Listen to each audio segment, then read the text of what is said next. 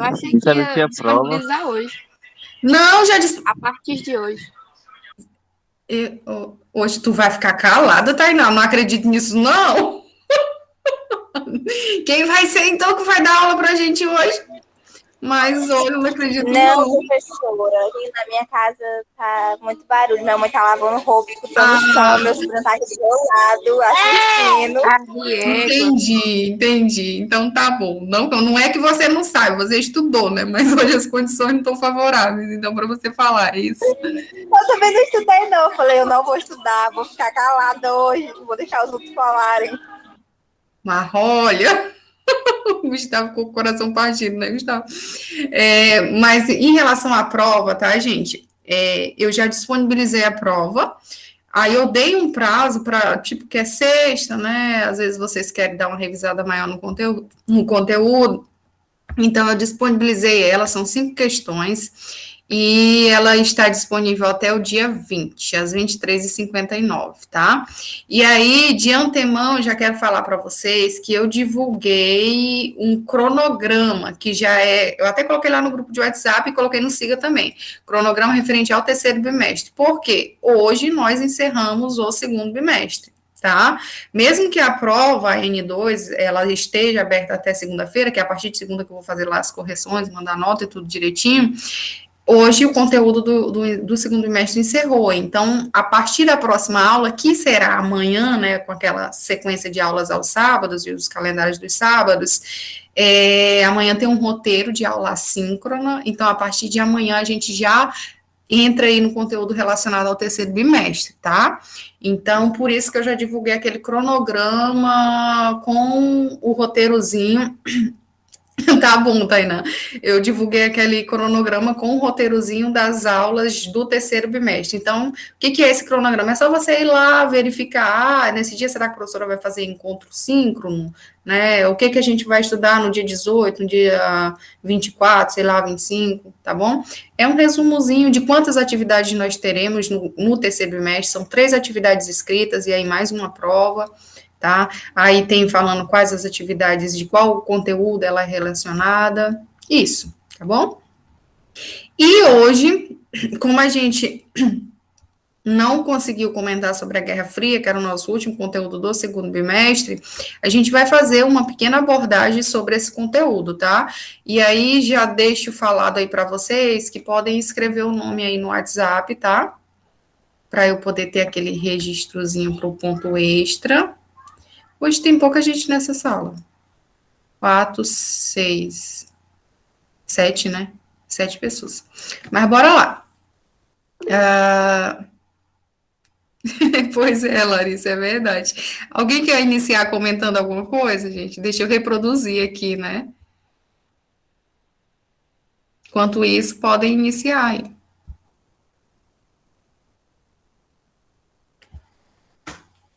Vitória, Luana, a Luana falou da outra vez, né? A Tainá também falou. O Gustavo estava estudando de madrugada. Bora, Gustavo, fala. Né, Gustavo? Gustavo entrou e saiu, meu Deus do céu, deixou ligada sozinha no quarto, não acredito. Tá passando meu slide? Vocês estão me ouvindo? Aquela crise de Tá aí consciência. não, professor. Oi? Nada, tô aqui. Tá passando meu slide? Tá. Então, bora lá. É para pôr o nome no chat. Sim, porque eu tô sem aquela lista, agora eu vou pedir só o nome no chat.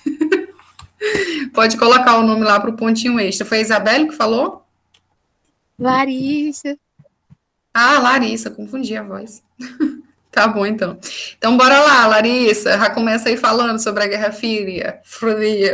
O que foi a Guerra... Meu Deus, minha língua hoje está travada. Tem gente querendo entrar, vou ter que Estados sair. Unidos, o ISS, tudo culpa do Truman. Acho que assim Olha o se fala. Felipe. Tudo bem, Felipe? Estados Unidos, União Soviética e culpa de quem?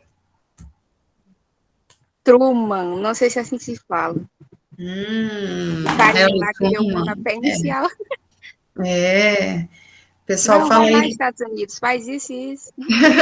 o pessoal Não quero fala aí uma do Europa monte. comunista. Isso mesmo. O pessoal fala do monte de marcos aí, né, que de fato deram origem aí à Guerra Fria. Tanto o Truman quanto o Churchill, né, o chuchu lá da Inglaterra, quanto o próprio final da Segunda Guerra Mundial, tá bom? E aí, vamos lá? De fato, ela foi uma guerra fria ou não? Ela teve consequências diretas aí entre as nações que se envolveram ou indiretas? Como é que foi? A senhora disse que foi quente. Foi Justifique a sua bem resposta. quente. É mesmo, olha, ela leu meu roteiro, tá vendo? Eu gosto.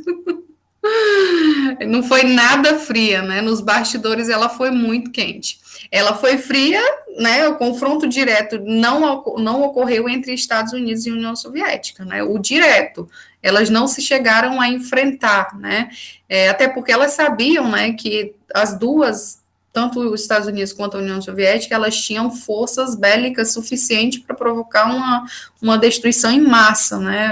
Dominavam tecnologias atômicas, então era muito complicado uma guerra com nações que tinham esse tremendo poder bélico. Então, ficou mais no campo ideológico, no entanto, esse campo ideológico, ele partiu também para confrontos entre as nações que se posicionavam por essas ideologias, nações que estavam favoráveis à União Soviética, nações que estavam favoráveis aos Estados Unidos. Então, elas apoiavam conflitos locais, né?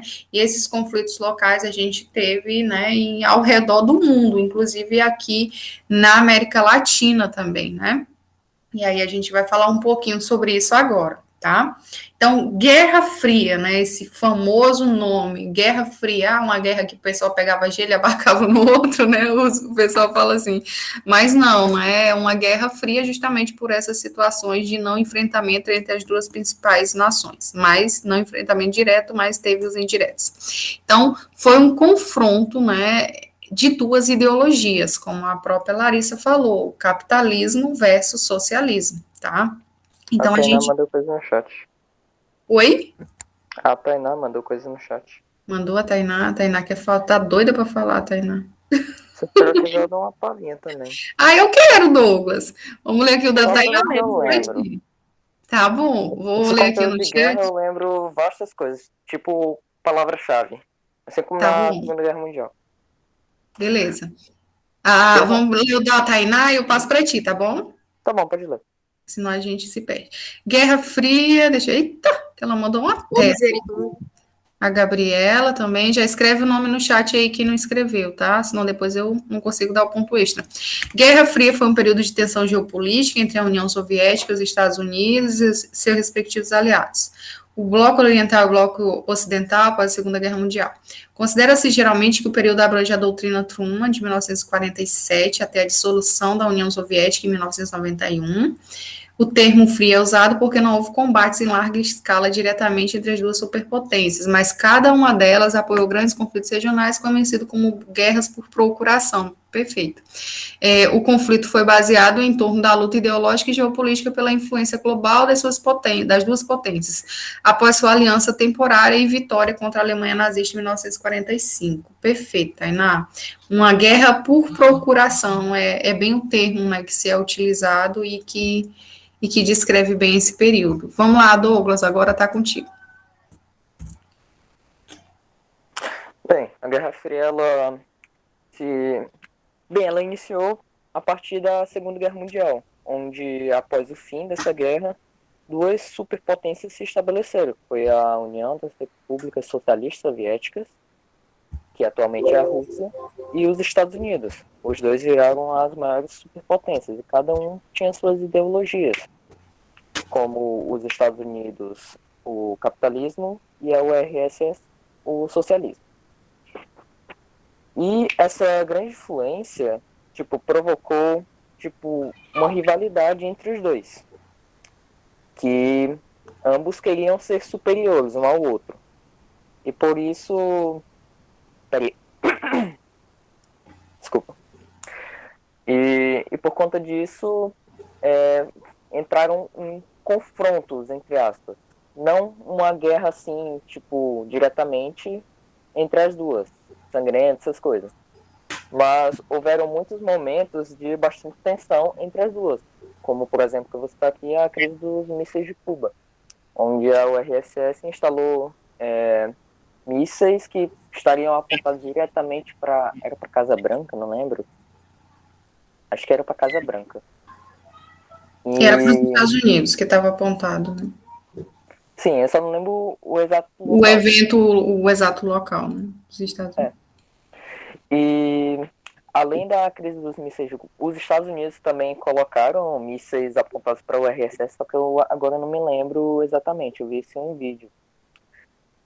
E eles tiveram grande influência também na Guerra do Vietnã, com os Estados Unidos apoiando um lado, que eu esqueci também, quais eram? Sul. Eu lembrei. Era o Vietnã do Sul, que eles apoiavam os Estados Unidos, né? E a União Isso, Soviética do Norte. O Vietnã do Norte. Não lembrava. E, além disso tudo, também houve um grande, como eu posso dizer, não é um acrescento, um avanço da tecnologia, principalmente espacial. E ambos estavam na famosa corrida espacial e eles queriam provar ter a melhor tecnologia. A URSS saiu na frente e se não fosse foi a tomada do poder, foi um presidente que saiu da URSS. Acho que foi até o fim da Revolução Russa, não foi não? Não lembro. Desculpa. Não lembro. Mas tá. Repete aí para mim, Douglas. Teve um tempo que acabou saindo um líder aí da URSS e se instalou um tempo de crise na URSS e por isso eles acabaram perdendo a corrida espacial, porque possivelmente eles iriam ganhar. Eles iniciaram na frente, né? Sim, eles mandaram primeiro o homem para o espaço, primeiro, como é que é o nome? Sonda, acho que é sonda o nome. E os Estados Unidos só mandou o primeiro homem à Lua, e por isso ganharam. E tem uma curiosidade também que se o presidente americano John F. Kennedy, ele não tivesse morrido naquele atentado que teve contra ele, atentado não, mataram, né, o cara. Possivelmente os Estados Unidos se uniriam junto com a União Soviética para eles unirem suas tecnologias para mandarem um homem à Lua. Perdão, tô gaguejando porque eu tô lembrando várias coisas. E por enquanto eu lembro só disso mesmo. Sobre a Guerra Fria, né, vocês já abordaram aí o que é interessante realmente o aluno saber, né, porque muitas vezes, às vezes, quando vem questões é mais para saber como que era essa questão do envolvimento das nações, nos conflitos indiretos que aconteceram ao redor do mundo, não diretamente, né, do que uma nação criava e a outra também criava, né, como uma forma até de competição, como o próprio Douglas falou aí, né, dos momentos que as pessoas até pensavam que de fato iria surgir ali digamos que um estopim ali, de fato elas iriam entrar no confronto, né, que como o próprio Douglas citou aí a crise dos mísseis lá em Cuba, onde a União Soviética instalou uma base lá de míssil apontado lá para os Estados Unidos, aí tinha o alvo, né, certo, lá nos Estados Unidos, e também a União Soviética, os Estados Unidos também tinham uma base, né, de míssil lá na Europa, que estava apontada também para a União Soviética, e após algumas negociações, eles acabaram retirando, né, mas foi um momento ali bem crítico da Guerra Fria, onde se pensou seriamente que, de fato, se chegaria ali a um conflito, né, armado entre essas duas nações, mas não ocorreu devido às tratativas, às negociações que ocorreram aí entre os líderes que estavam naquele momento, né, nos Estados Unidos e na União Soviética, tá? Mas nós tivemos aí uma herança muito ruim relacionadas a mortes, né, a guerras por procuração, como a própria Tainá colocou lá no chat, né? Então, resumidamente, eu acho que vocês já abordaram muitas coisas aí interessantes, né? Não vou ficar mais me delongando tanto, porque vai acabar sendo cansativo. E aí a Larissa comentou lá no início, né, que a culpa da Guerra Fria foi do Truman, né, que era o presidente dos Estados Unidos em 1947, da doutrina Truman, né? E aí, de fato, muitos historiadores falam, né, trazem para a gente os marcos de quando eclodiu, de fato, a Guerra Fria. Então, alguns falam que foi a partir de 1946, com o discurso do primeiro-ministro da Inglaterra, Winston Churchill, né, em 1946, quando se acabou ali a Segunda Guerra Mundial, e aí a Alemanha foi lá dividida entre as zonas de influência, e é claro que nessa divisão e durante a Segunda Guerra Mundial, a União Soviética ela teve muito controle dos países do leste europeu, então ela chegou a influenciar muitos desses países com a sua ideologia, o socialismo. E num discurso que o Churchill estava proferindo, ele falou, né, que naquele momento tinha subido a cortina de ferro no leste europeu, né? Ou seja, sobe a cortina de ferro no leste europeu. Então, se referindo à questão, né, do socialismo estar governando e que era preciso ali combater também. Da mesma forma, a doutrina Truman, em 1947, do presidente dos Estados Unidos, ele fala na existência de dois mundos que tem-se a partir ali da Segunda Guerra Mundial, que era um mundo que seria o mundo democrático e livre. Tá aparecendo no slide aí, né, gente? Sim. Um mundo que seria um mundo democrático e livre, liderado pelos Estados Unidos, né, que era a favor da democracia, e um outro mundo que era o mundo satanizado aí naquela época, que era um mundo comunista, liderado pela tirania da União Soviética. E aí, nessa época, a gente lembra que lá na União Soviética, quem era o governante, né, ainda, o Stalin morreu um tempo depois, mas era o Stalin, ele era um líder extremista, né, de extrema esquerda também, com o partido único, que controlava, que tinha censura, que perseguição de inimigos, então era um governo tirânico mesmo, né, que tinha um certo pavor, né, principalmente pelas lideranças políticas que haviam assumido ali com a finalidade de implantar esse socialismo, tá?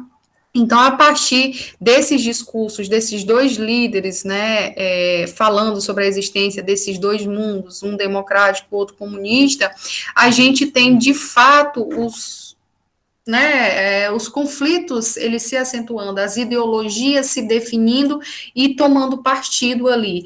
E a maioria dos historiadores, eles falam que a partir da Segunda Guerra Mundial, terminou a Segunda Guerra Mundial, a gente já tem a Guerra Fria sendo introduzida. Já no final da Segunda Guerra Mundial, quando eu falei aqui para vocês que os Estados Unidos, que era o único que dominava a tecnologia da bomba atômica, né? E aí ele lança as bombas atômicas nas cidades de Hiroshima e Nagasaki, né, das cidades japonesas, a Guerra Fria digamos que já era um passo para a Guerra Fria isso, porque muitos historiadores falam que não havia necessidade naquele momento se ter, né, tamanha covardia, porque o Japão já estava saindo já da guerra, já era questões de dias, e os Estados Unidos pegou uma tecnologia que até então era só ele que dominava, altamente destrutiva, e lançou sobre cidades com a população inocente, que muitas vezes nem estava no fronte de batalha, né? Então, matando ali milhares de pessoas ali de uma vez só, deixando sequelas, né, e consequências que até hoje são sentidas pela população daquele local, tá? Então, ali, naquele momento de lançamento das bombas atômicas, muitas pessoas falam que foi uma demonstração de força do capitalismo em relação ao socialismo, né? Ou seja, você não venha, né, me afrontar, ou seja, passar por cima da minha ideologia, ou tentar influenciar os locais que eu influencio com a sua ideologia, não, porque eu domino já aqui uma tecnologia e que ela destruir, né, possa até lhe destruir. Então, foi uma demonstração de força, tá? No final da Segunda Guerra Mundial. Então, muita gente fala que a partir da Segunda Guerra Mundial a gente já tem, né, a Guerra Fria se institucionalizando, tá? Então, quando ocorreu ao final da Segunda Guerra Mundial, em 1945, o que a gente teve? A gente teve os países ligados ao capitalismo, liderado aí pelos Estados Unidos, né, e o outro lado, o socialismo, liderado pela União Soviética, com medidas de apoio, tanto financeiro quanto militar, né, para as nações que eles tinham poder de influenciar, né? Então, nós tivemos algumas políticas adotadas pelos países, pelos Estados Unidos, né, como a nação aí liderando esse bloco capitalista, e outras políticas também do socialismo visando, né, afastar o perigo capitalista também das nações que eles controlavam, né, principalmente ali as nações do leste europeu, tá? Então, os Estados Unidos, ao final da Segunda Guerra Mundial, eles criam um plano, que é o Plano Marshall, né, dos Estados Unidos. Esse plano, ele prevê a reconstrução econômica para os países europeus. No final da Segunda Guerra Mundial, a gente teve uma Europa novamente, né, assim como na Primeira Guerra Mundial, arrasada, e a Segunda Guerra Mundial foram consequências bem piores, bem mais números de mortos, né, mais países ainda envolvidos, então foi bem mais crítica a situação, e aí a gente tem os Estados Unidos, né, liderando aí esse movimento de reconstrução de países ligados à ideologia capitalismo, até como uma forma de chamar esses países da Europa a participarem da ideologia capitalista e não se curvarem ao socialismo da União Soviética. Então é criado o Plano Marshall, né?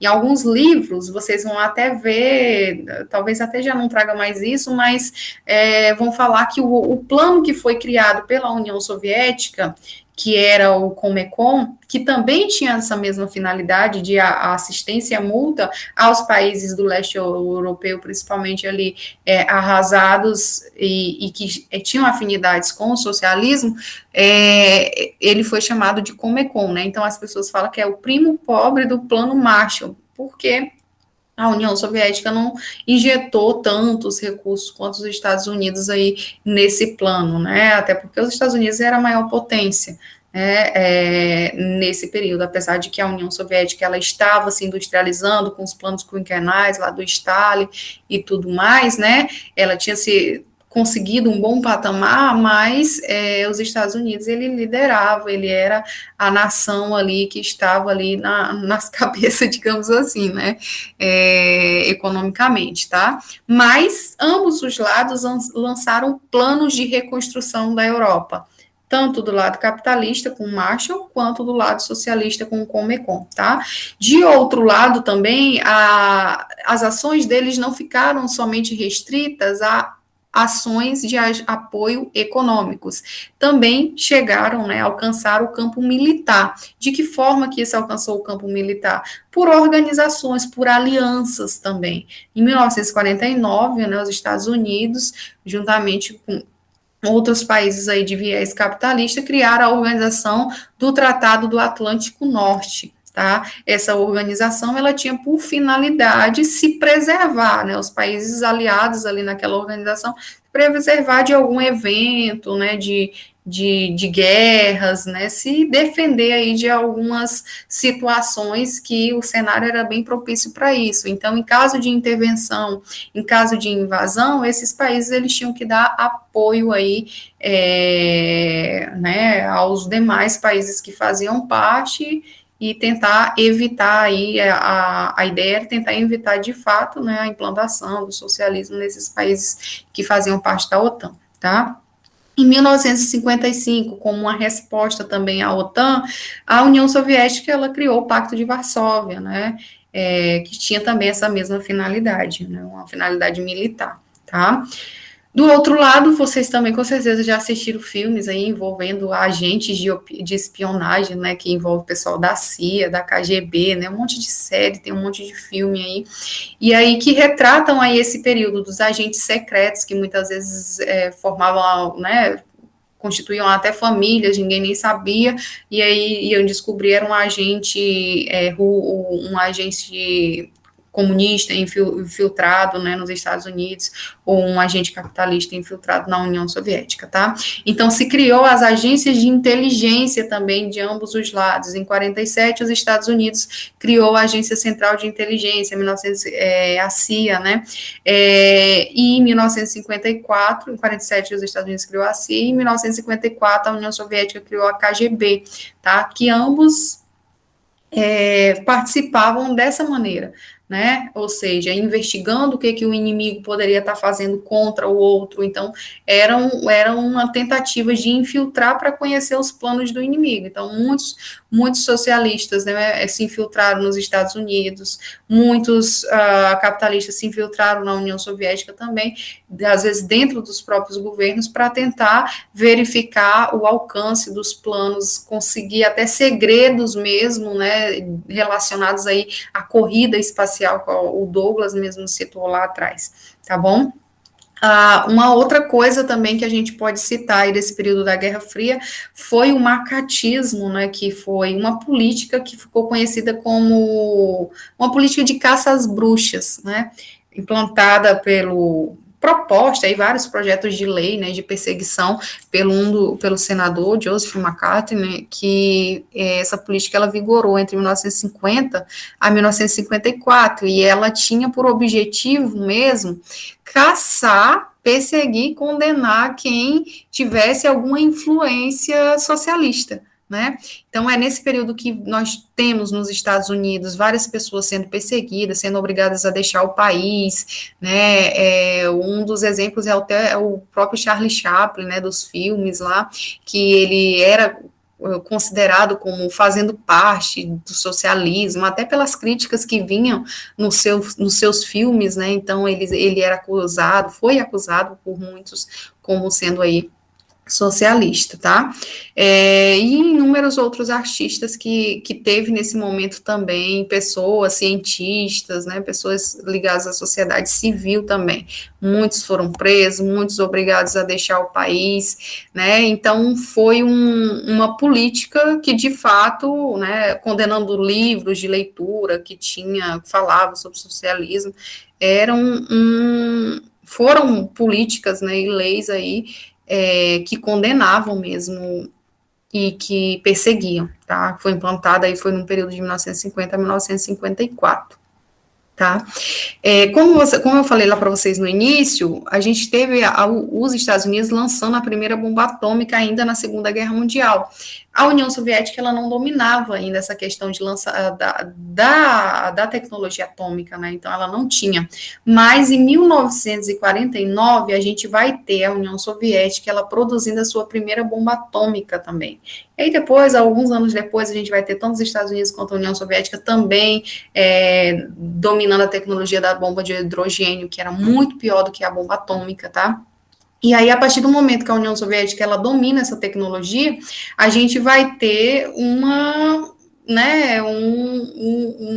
digamos assim, um cenário muito mais difícil ali de lidar, porque até então ela não dominava. A partir do momento que ela vai dominar essa tecnologia, digamos que eles vão ficar no mesmo nível ali, né, no patamar de militar, né, com as mesmas tecnologias, assim, por assim dizer. E aí, então, se sabia nesse momento, né, que se caso de fato uma guerra fosse deflagrada entre essas duas ideologias, as duas dominando essas tecnologias, não haveria, né, era uma guerra que possivelmente não teria vencedores, né, a humanidade, ela acabaria aí sendo destruída num confronto, né, de tamanha proporção, tá?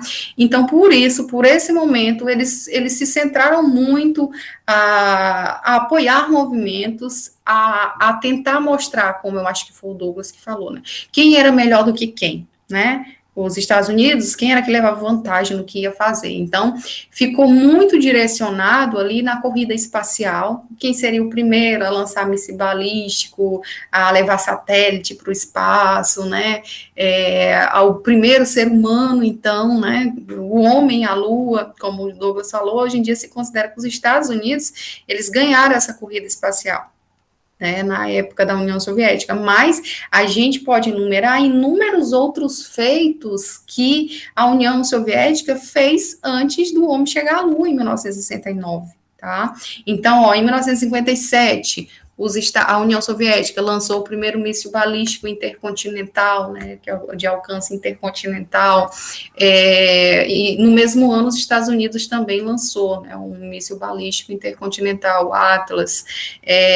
Aí também em 1957 lança o primeiro satélite espacial Sputnik, ainda Sputnik 2, com a cadelinha Laika, né, então o primeiro ser vivo que chega ali ao espaço. Então ninguém tinha feito tamanho feito antes, né? Ninguém tinha realizado tamanho feito antes. E aí a União Soviética consegue mandar a cadelinha Laika lá para o espaço, né? Como o primeiro ser vivo ali a chegar, né? Ali ao espaço. De outro lado, também foi a União Soviética que em 1961 levou, né, o primeiro ser humano ao espaço. Então, o Yuri Gagarin, né? Ele foi em 1961 sob a liderança ali da União Soviética, o primeiro ser humano a chegar ao espaço em uma nave espacial, né?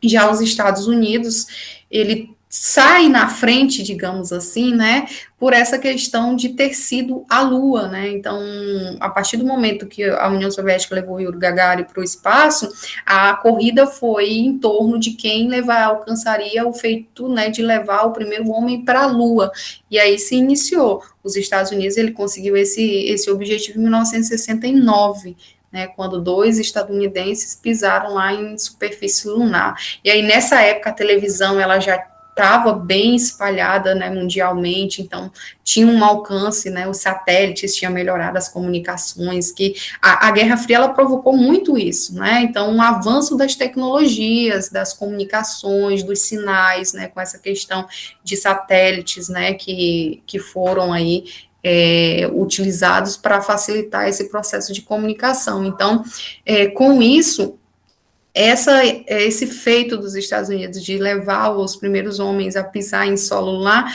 eles foram, né, grandemente divulgados na televisão mundialmente, então, como sendo mesmo, né, um grande feito e reproduzido, e, enfim, né, todo mundo ficou, digamos assim, tentaram deixar as pessoas bestializadas e até como uma forma de influenciar as ideologias, os países, tipo, assumir partido, né, eles foram os melhores, enfim, ficava meio que nesse jogo de intriguinhas mesmo, de quem seria o melhor, resumidamente falando, né.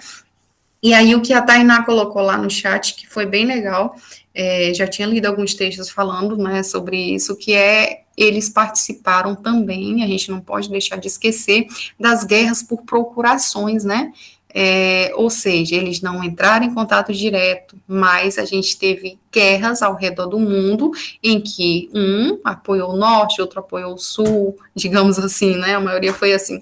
Então, nós tivemos como exemplos a Revolução Chinesa de 1949, onde a União Soviética, ela auxiliou na implantação do socialismo lá na China, né, mandou técnicos que auxiliassem na questão das implantações das cooperativas, na parte agrária, né, então mandou pessoas mesmo para auxiliar na implantação de políticas relacionadas aí ao socialismo na China.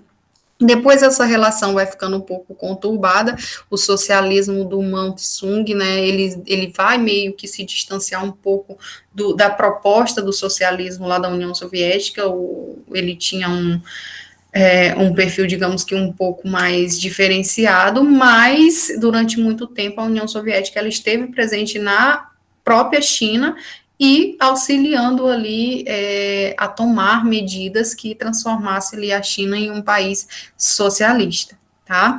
Uma outra coisa que a gente pode citar de um conflito por procuração, digamos assim, que a gente teve, foi a Guerra da Coreia, que foi, né, no final da Segunda Guerra Mundial ali, a gente vai ter a Coreia, né, o que é conhecido por Coreia hoje, ele é dividido entre Coreia do Norte e Coreia do Sul. A Coreia do Norte, ela ficou liderada ali, né, por um país que tinha por autoridades que tinham afinidades com o socialismo, com o governo socialismo, né, socialista, e a Coreia do Sul, ela já teve influência do capitalismo dos Estados Unidos, né. A Guerra da Coreia foi um confronto, né, que resultou em milhões de mortes. Até hoje, é um país que é dividido entre norte e sul. Não se chegou, de fato, à resolução final desse conflito, porque até hoje ainda tem um acordo assinado de armistício, né, de cessar-fogo e tal, mas não se... Parece que recentemente até foi tratado alguma coisa nesse sentido, mas que não se chegou a um acordo. Eu não sei se alguém está falando no chat, alguém querendo entrar. O Gustavo, que acordou agora e veio. Então, vamos voltar aqui. Bebe um pouco d'água. Eu não trouxe água, tu acredita? Tô falando muito rápido, né? Mas é porque já tá dando quase meio-dia, né? Vamos finalizando aí. Então, bora lá. A Guerra da Coreia, né? Como eu falei para vocês, até hoje existe essa questão da divisão norte e sul, e aí vocês lembram aí dos jornais, né? Que o norte, ele tem lá o seu governo aí bem ditatorial, né? Até com viés aí totalitários, né? Partido único, são militarizados, né? E aí também desenvolve esses armamentos aí que gera um perigo mundial, né, ou seja, mexem com tecnologias aí que até condenadas hoje em dia, que não se poderia mais mexer, mas eles ainda criam aí essas tecnologias, né, então gera uma crise, acaba gerando crise ou outra, né, sempre.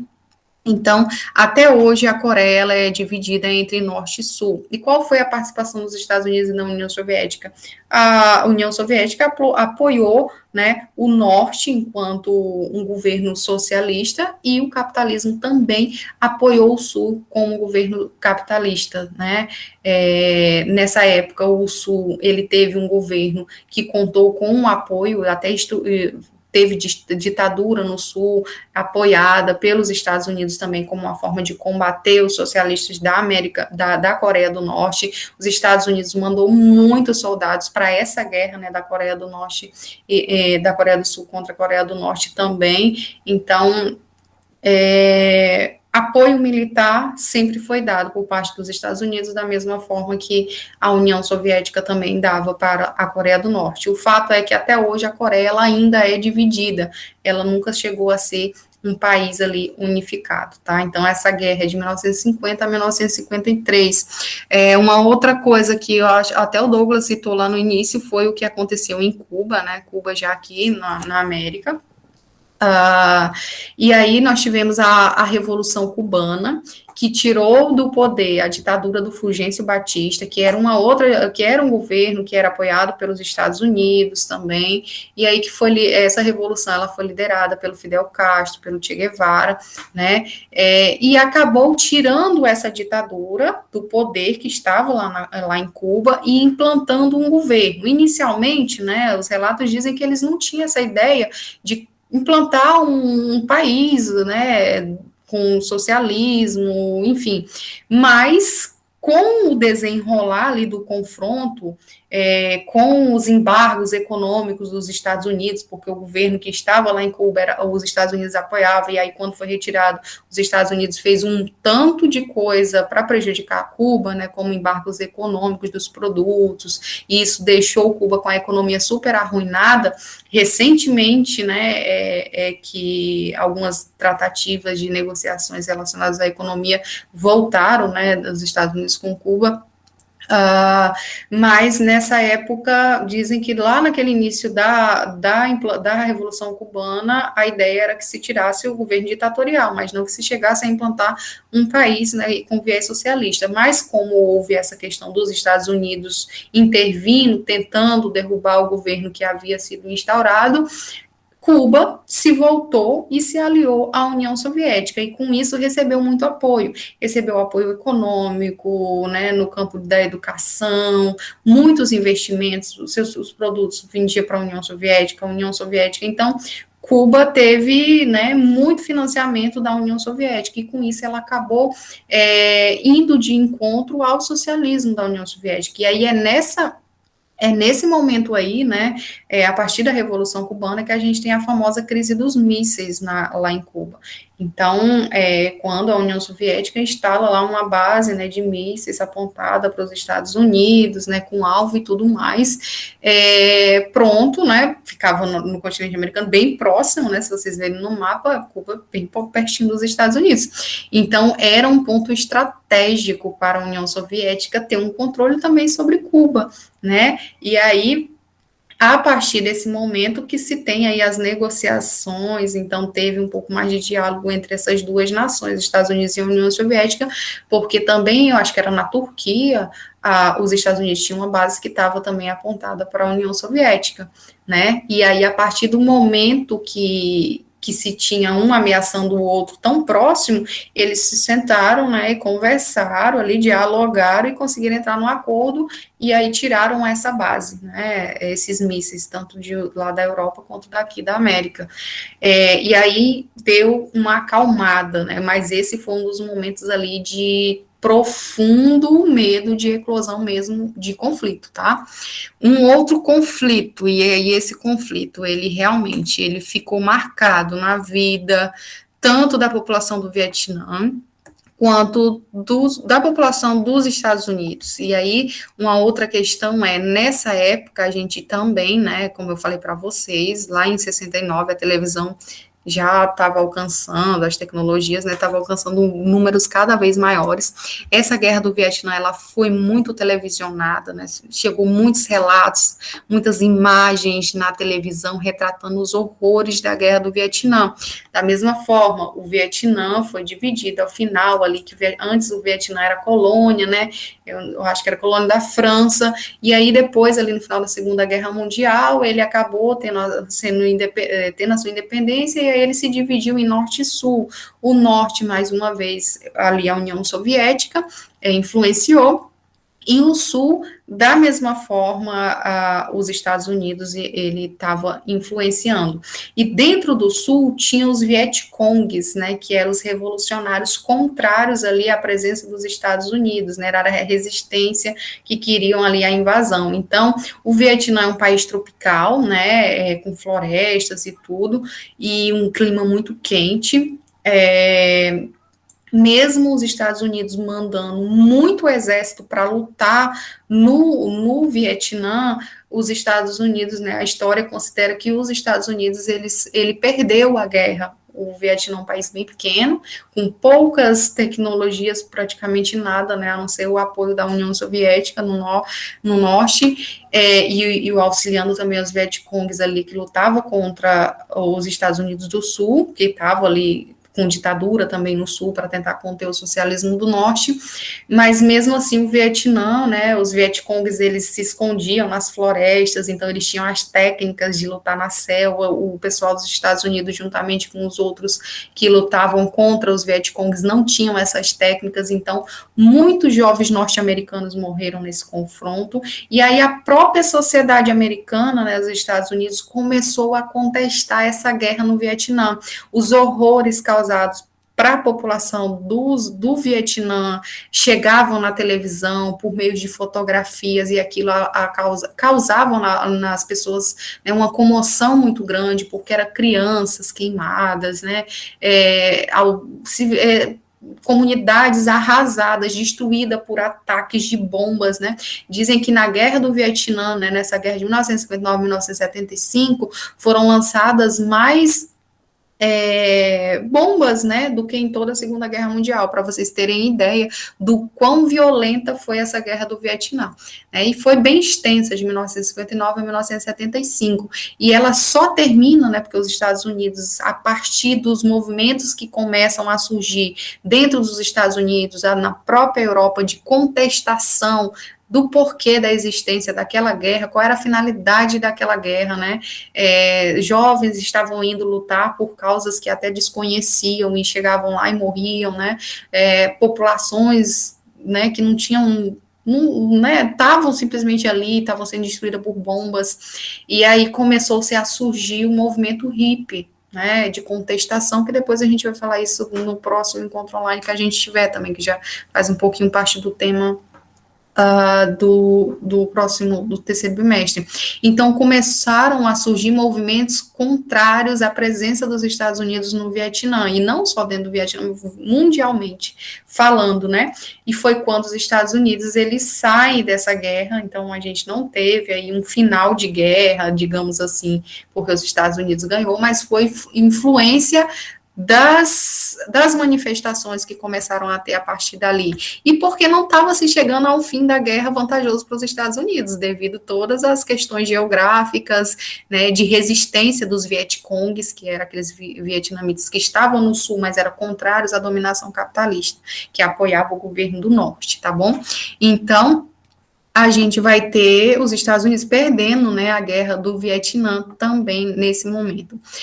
Uma outra que eu nem mencionei aqui, mas devido, né, essa questão que está repercutindo até hoje, né, a chegada do Talibã no governo do Afeganistão novamente, a gente pode falar sobre a guerra do Afeganistão, que foi na época, né, da Guerra Fria, né, de 1979 a 1989, e o Talibã, que hoje está no poder do Afeganistão, né, ele era uma organização, um grupo extremista que existia, né, ligado aí ao islamismo, né, que interpretam as versões mais radicais do islamismo, né, da posição da mulher na sociedade, que não pode trabalhar, que tem as maneiras de se vestir, né, o que condena todo o modo de vida ocidental, né, e aí o Talibã, nessa época, a União Soviética havia, né, conquistado,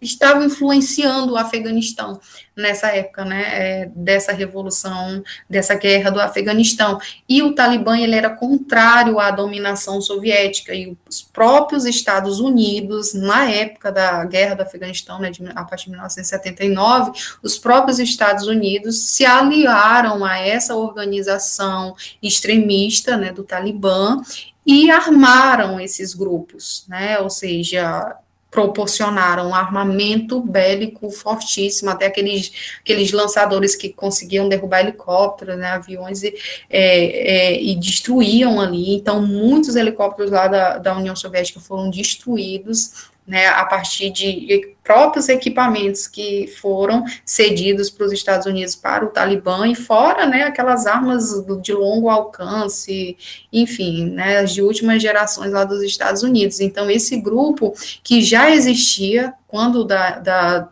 chegada dos soviéticos no Afeganistão, mas eles foram bem mais equipados, treinados, receberam treinamentos militares e tudo, para que conseguisse expulsar os socialistas do Afeganistão, porque os talibãs não queriam a influência socialista, não queria também a capitalista, né, mas eles apoiaram, e aí os capitalistas queriam expulsar eles de lá mesmo, né, então eles apoiaram, e aí isso mais na frente a gente sabe, né, que gerou depois, né, esses grupos extremistas, gerou uma rivalidade que até hoje é sentida contra os Estados Unidos, né, foram grupos que estavam vinculados ao atentado lá de 11 de setembro de 2001, que são acusados de esconder o Osama Bin Laden, né, naquela época lá que ele promoveu lá o atentado que foi liderado pela Al-Qaeda. Então, assim, são coisas que vai puxando, né, que está lá atrás, mas que aí hoje ainda tem ali as consequências. Então, essas foram as guerras por procurações, que eu adorei ali o texto que a Tainá colocou no chat, né, as guerras por procurações que ambos os lados, tanto capitalismo quanto socialismo, encararam, tá? Aqui são algumas fotos que eu trouxe para vocês. A cadelinha Laika, né, que foi o primeiro ser vivo a chegar ao espaço, aí os Estados Unidos como o grande vencedor dessa corrida espacial, né, com os homens na superfície lunar, né, e aí com a bandeira norte-americana e tudo mais, e aí divulgado, televisionado aí mundo afora, e essa é uma das fotografias que eu até trouxe. Não, gente, não trouxe para vocês, eu fico meio confusa, porque esse conteúdo eu já trouxe para vocês, acho que eu já trouxe para vocês, é amanhã que eu vou dar um conteúdo que eu já dei na outra turma, que eu já passei texto, é isso mesmo, mas essa foto aqui, eu acho que eu até abri um roteiro, né, com ela, porque ela é uma das fotos mais famosas desse período da Guerra Fria, né, que retrata a guerra do Vietnã. Então, a gente teve alguns armamentos novos, né, bombas de efeitos de gases, né, esse aqui era o tal de napalm, que quando ele era lançado, pegava nas pessoas, ele queimava o corpo, ele destruía, enfim, ele tinha um poder incendiário muito grande, né? E aí esses gases, bombas, foram lançadas numa comunidade, e aí aqui a gente está vendo, né? Pessoas que não tinham, às vezes, nada a ver, né? Às vezes não tinha nada a ver com o conflito das duas ideologias em si, só queriam viver, né? Foram atingidas, e aqui um grupo de crianças que estavam, se eu não me engano, eles estavam já num local escondido dos ataques, e aí foram e lançaram aí esse napalm aí nesse local que eles estavam. Então, aqui a gente pode ver essa criança, né, que hoje é uma mulher, inclusive ela é até parte aí da ONU, né, como uma embaixatriz da ONU que promove a paz no mundo afora, ela dá palestras e tudo, tem sequelas até hoje sobre esse acontecimento, então a gente pode ver ela correndo, né, toda nua, porque ela estava sendo queimada, o seu corpo estava sendo devorado pelas chamas desse gás. E aí ela tirou sua roupa, né, e o fotógrafo conseguiu registrar. Então essas imagens começaram a ganhar um mundo, né, explodir no mundo. Essa é uma das imagens, mas se você for pesquisar, você vai ver inúmeras imagens relacionadas à Guerra Fria, principalmente à Guerra do Vietnã, que retrata aí esses horrores, tá? E aí, essas imagens começaram a ganhar o mundo, e aqueles movimentos de contestação, clamando pela saída dos Estados Unidos de lá, começaram a ganhar mais força, e foi quando, né, os Estados Unidos, de fato, deixaram ali a guerra do Vietnã. E aí, só para uma questão, né, dizem que o Afeganistão, ele foi o Vietnã soviético, tá? Porque a União Soviética também, né, devido a esse apoio dos Estados Unidos, o Talibã já era muito militarizado, e com mais treinamento e com mais armamento, ele conseguiu ali conter a presença soviética lá, e também teve muitas mortes e tudo mais. Então, nós tivemos o Vietnã, né, para os Estados Unidos foi a perda, ou seja, eles perderam essa guerra, eles saíram, né, e o Afeganistão para a União Soviética é considerado o Vietnã para os Estados Unidos, porque eles também, né, para o Talibã, o conflito ali, eles perderam naquele momento, tá? Bem, é isso, eu sei que a Guerra Fria, ela tem muitos detalhes, a gente vai falar ainda um pouquinho, quando for lá, sobre alguns governos. Eu vi até que o Douglas começou a mencionar aí sobre algumas coisas, mas a gente ainda vai retomar um pouquinho, né, sobre esse período aí de Guerra Fria, em alguns outros conteúdos que vão vir aí pela frente, sobre o fim da União Soviética. Então, a gente vai fazer ainda uma abordagem aí, trazendo o que levou ao fim dessa União Soviética, alguns fatores, mencionando alguns governos, tá bom? Para a gente entender um pouquinho mais, porque a União Soviética, ela chega oficialmente ao fim em 1991, com a queda do Muro de Berlim, né? Como eu falei, não sei se eu falei aqui nessa turma, mas a partir do momento da Segunda Guerra Mundial, a Alemanha, ela foi dividida entre as zonas de influência, né, que ganharam ali a guerra, e Berlim, que era a capital, ela foi dividida entre socialismo e capitalismo. O norte, o Berlim Norte ficou, a parte oriental ficou a cargo da União Soviética, a parte ocidental ficou a cargo dos Estados Unidos, né? E com isso, vai-se depois ter uma construção de um grande muro, que é os muros da vergonha, que se falam, né, que separa populações e por ideologias. Então, a partir desse momento, a gente teve aí, em 1961, se eu não me engano, foi a construção, né, a construção do Muro de Berlim, e esse Muro de Berlim, ele só foi destruído, a queda do muro, ela foi em 1989, né, então durou muitos anos, e separou a população alemã, né, de Berlim, que era ali a capital naquele momento, tá? E é um dos marcos, né, o símbolo da Guerra Fria é isso, a separação de Berlim, né, entre norte e sul, como se representasse o socialismo e o capitalismo, tá bom? E aí, alguém mais quer comentar alguma coisa que eu não disse, que vocês É verdade, Larissa, muito. Guerra só traz isso, né? Sofrimento, morte, enfim, fome, né? Isso mesmo. Quem não escreveu o nome, escreve. Ah, a Gabriela dizendo aqui, o pessoal fala, Gabriela, já ouvi mesmo. O pessoal falando, né, que a viagem, a Lua dos Estados Unidos não passou de mentira, né? Ah, porque depois... Tem até uns vídeos que o pessoal diz, não, mas não sei o que, é tudo mentira, Photoshop, né? Tipo, Mas gente, eu não acredito, não. É mais pelo fato de que depois os Estados Unidos não foram mais, né? Eles foram lá em 1909 não foi, e não voltaram, né? Mas simplesmente, né, eles alegam que realmente é um gasto extremamente, sabe, exorbitante. O investimento que se faz é gigantesco. Então, até teve algumas tentativas lá, né, nos Estados Unidos de tentar ir de novo à Lua, mas alguns projetos foram vetados, porque achavam que era um gasto, sabe, sem justificativa. Para que queria levá-lo? Agora parece que já tem alguns projetos aí que parece que querem retomar, enfim, querem até fazer, né, a questão de Marte também, exploração de Marte, querem retornar de novo à Lua, né? Mas antigamente eles foram vetados, vários projetos, né? Mas existe sim as teorias aí da conspiração que falam, né, que de fato os Estados Unidos não foi, que não sei o quê, né? Mas nada prova cientificamente que eles não foram, né? Mas vamos aguardar isso. é porque a gente, assim, nem tem experimento, não faz nada, só tem um conceito, tipo, não, acho que é mentira, só isso. Aí faz os outros acreditar. São as teorias da conspiração, né, que é cheia, né, disso. Mas isso não aconteceu, mas não trazem, né, dados realmente que comprovem isso, né, e hoje em dia o que é comprovado, né, cientificamente, pelo menos o que se tem, é que realmente houve a ida do homem à Lua em 1969, né, o restante tudo não passa de, né, especulação, né, como a gente tem até hoje dizendo que a Terra é quadrada, né? Mas é isso mesmo. O pessoal que está na sala escreveram o nome? Não, Douglas, não era presente, não, era só o nome mesmo. É porque eu não instalei ainda a extensão e eu acho que eu nem vou instalar, não. Porque a maioria das turmas que eu peço para que escrevam o nome.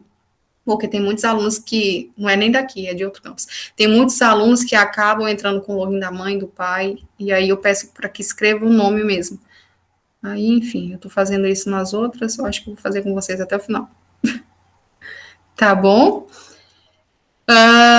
O que for a guerra, né? Gustavo Dimitri, desnecessário, né? E aí, mais alguma coisa? Senão eu vou encerrar a reunião hoje.